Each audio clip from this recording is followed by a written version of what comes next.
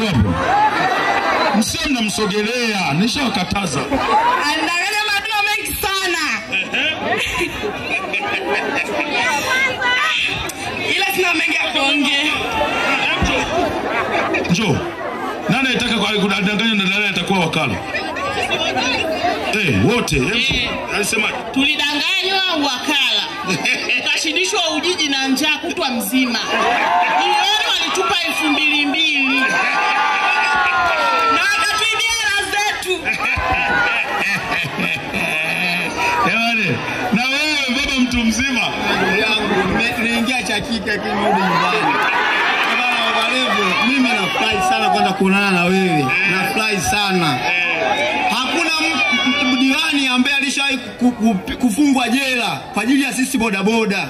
Sijawahi kumuona, lakini Baba Levo alienda jela kwa ajili yetu sisi bodaboda. Tunapataje ujasiri kwa kumchagua dalali?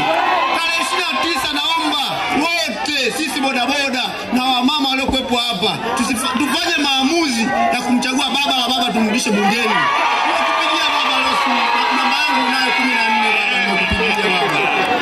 CCM oye! Nitamparua dalali mpaka abakie mweupe pe. Sasa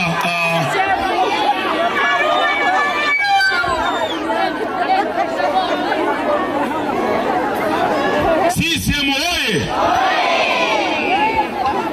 Hamtatoka bure. Tutatafuta namna. Sasa uje chama kikubwa kama hichi utoke bure bure. Eti anaenda sehemu unampa mtu 2,000.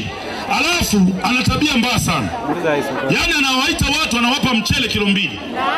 Alafu anataka achaguliwe miaka 5. Kilo 2 si 4,000.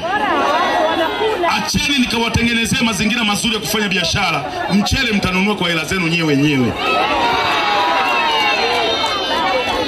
Nawapenda sana watu wakatubuka.